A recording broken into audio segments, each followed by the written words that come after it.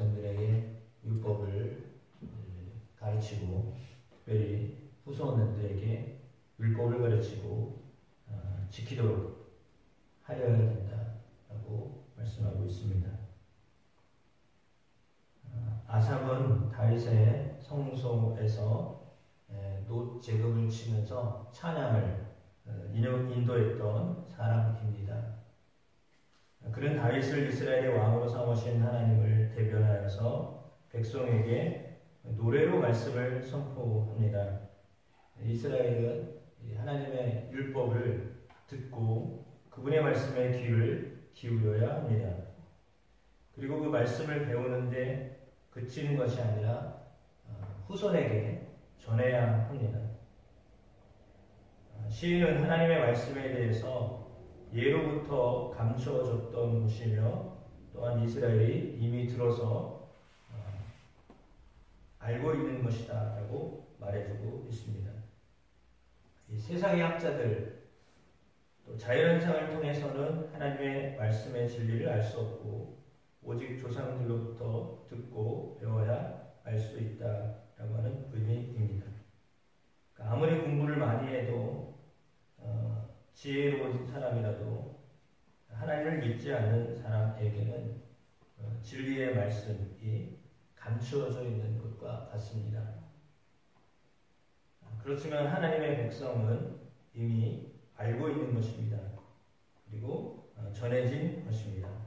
그러므로 하나님의 진리를 전수받은 우리에게 또 우리는 후대에게 그 진리를 전수해야 합니다. 세상의 지식은 학교에서 또 요즘 같은 경우에 웹 이런 것들을 통하여서 학원에서 배웁니다. 하나님의 진리는 실상은 이스라엘에게는 유대인에게는 부모님을 통해서 배우도록 그렇게 되어 있습니다. 가정에서 말씀을 가르치도록 되어 있습니다.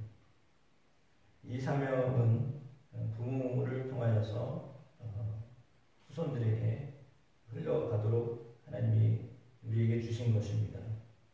하나님의 진리를 또 자녀들에게 그리고 그 다음 세대들에게 이어져 가도록 해야 한다라고 하는 것입니다. 자녀에게 세상 학문을 가르치는 데는 열심을 내지만 하나님 말씀을 알려주는데 그리 관심이 없었던 우리들의 모습들 그리고 저 역시도 그랬습니다. 교회 가면 배우니까 교회에서 배워라 이렇게 했는데 실상 제가 제 삶을 들어보니까 저도 교사를 했지만 교사를 한다고 특별히 무슨 공부를 한 것도 아니고 학교를 졸업하니까 교사하라고 그래가지고 교사를 하고 그랬던 것 같습니다. 물론 우리 권사님들은 특별히 공부하셨던 분들도 계실 겁니다. 성경을 가르치고 이렇게 가르쳐야 된다. 방법론도 알려주고 그렇게 해서 교사나 또 아니면 속회 지도자, 부역장 이런 걸 하시는 분도 계실 겁니다.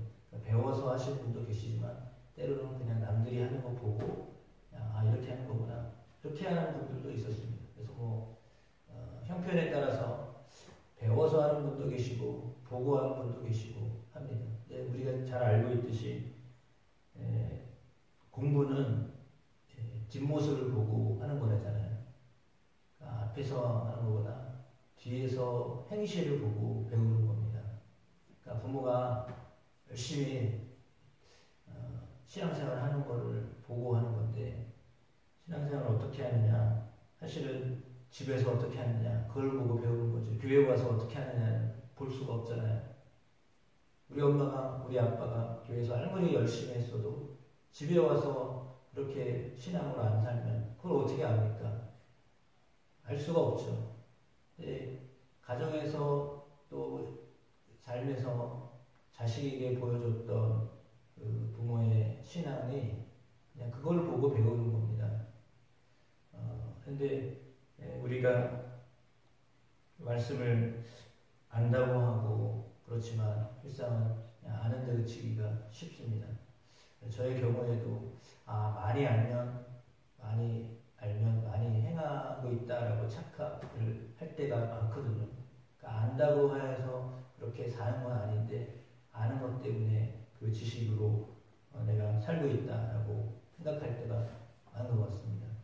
사실은 아는 거하고 그걸로 사는 거하고는 전혀 다른데 오늘 말씀은 후대에게 말씀을 가르쳐야 된다라고 했는데 그 가르침이란 물론 실제로 당신은 성경이 있었던 것도 아니고 다 들었던 이야기를 그러니까 부모로부터 들었던 이야기를 또 듣고 전수하고 뭐 이런 작업을 계속 했었을 것인데 그럼에도 불구하고 그것을 해야 했다라고 하는 것은 하나님의 마음은 모든 민족이 그러니까 모든 후세들이 사람들이 이스라엘 백성들이 하나님을 알기를 원하였기 때문입니다.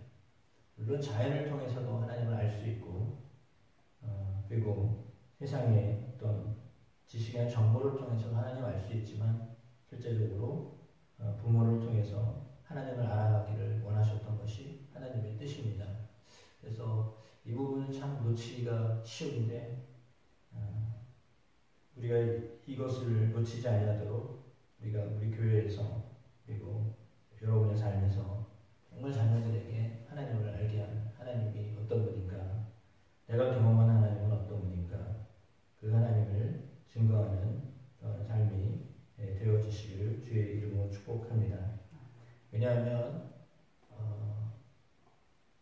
아주 형통할 때는 문제가 없지만 참 힘들고 어려울 때는 어디에 소망을 두고 살아야 하겠습니까? 세상이 변하고 그리고 의지할 것이 없는 순간이 올 때에는 어떻게 살게 해야 하겠습니까? 전적으로 오늘 7절의 말씀처럼 그들의 소망을 하나님께 두며 하나님께서 행하신 일을 잊지 아니하고 오직 그의 계명을 지켜서 이렇게 되어 있습니다. 그러니까 소망이 하나님께 있다라고 하는 것을 알게 해야 된다라고 하는 것입니다. 물론 이스라엘의 경우에는 더 그랬습니다.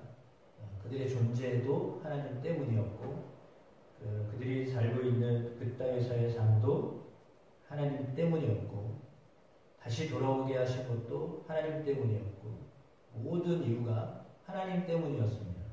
하나님 때문에 구원받았고 하나님 때문에 인도받았고 하나님 때문에 특별한 경험을 하였고 다 하나님 때문이었습니다. 그래서 하나님을 빼고는 말을 할 수가 없었습니다.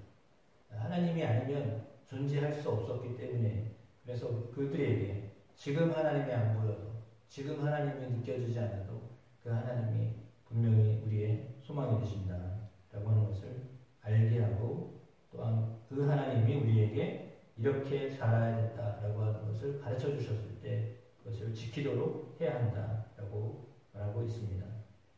8절에 보니까 그들의 조상들 곧 완고하고 패역하여 그들의 마음이 정직하지 못하며 그 심령이 하나님께 충성하지 아니하는 세대와 같이 되지 아니하게 하려 하심이라 라고 했습니다.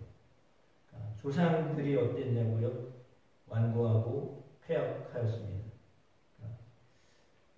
안 듣고 잘 안 듣고 들어야 되는데 안 들었다라고 하는 거죠. 잘 듣지 않고 패역하고 위안에 안 가리고 그냥 막 살고 마음이 정직하지 못했고 그 심령이 하나님 앞에 충성하지 못했던 세대 그런 세대였는데 똑같은 전철을 밟지 않도록 하기 위해서 말씀을 가르쳐야 된다라고 하였습니다. 나 같은 사람 되지 않도록 하기 위해서 이게 좀 역설적인 이야기지만 나와 같이 살지 않도록 하기 위해서 아이들에게는 자녀들에게는 후세들에게는 소망이 되신 하나님을 가르치고 그분이 주신 말씀을 지키도록 해야 된다. 그것이 오늘 본문의 의도입니다. 오늘 그렇게 하나님을 증거하고 또 하나님 어떤 분인가를 우리의 삶에서 보여주고 항상 그래서 우리의 삶에서 항상 기도하는 모습과 항상 하나님의 말씀으로 사는 모습과 항상 사랑으로 살아가는 모습들을 보여주면 그들이 하나님이 어떤 분인가 또 왜 하나님을 의지하며 살아야 되는가를 깨닫게 될 것인데요.